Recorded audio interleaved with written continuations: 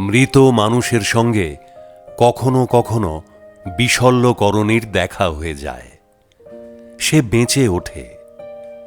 এই যে মরণাপন্ন বা মৃতের বেঁচে ওঠা, সে এক বেদম বাঁচা। বাঁচিয়ে দিয়েই বিশল্যকরণী তখন অন্যমুখী। ভুবন জুড়ে তার অনেক কাজ।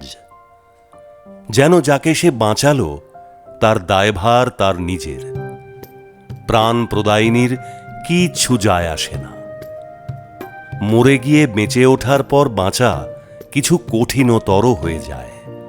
তখন খর রোদ্দুরও কাঁচা হলুদের মতো নরম লাগে। ইলশে গুঁড়ি বৃষ্টিপাতে ভিজতে থাকে অন্তর। তার নীল আকাশে দুনিয়ার মেঘ ভেসে বেড়ায় ইচ্ছে মতো। তার মনের মাঠে পলাশ মন্দার ফোটে, টুপটাপ ঝরতে থাকে মহুয়ার ফুল। খিদে তেষ্টার হিসেব গুলিয়ে যায়। সে তখন বিশল্যকরণীকে খোঁজে ধূলি কণায়, ঝরা পাতায়, বাউলা বাতাসে, হাটের ভিড়ে, তেপান্তরের নির্জনতায়। কোথায় সে?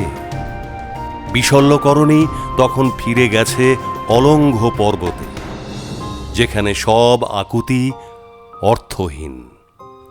এই যে বেঁচে থাকা তখন বড় দায় হয়ে দাঁড়ায়, কারণ মৃত্যু তখন তাকে সহজে স্পর্শ করে না।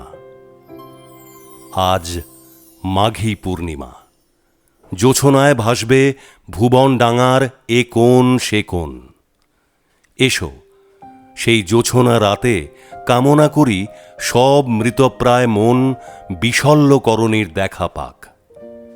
দেখা পেয়ে কেঁদে মরুক, যেমন আমি আমার বিশল্যকরণীকে দূর থেকে দেখি আর বলি, সোনা বন্ধুরে, আমি তোমার নাম লইয়া কান্দি।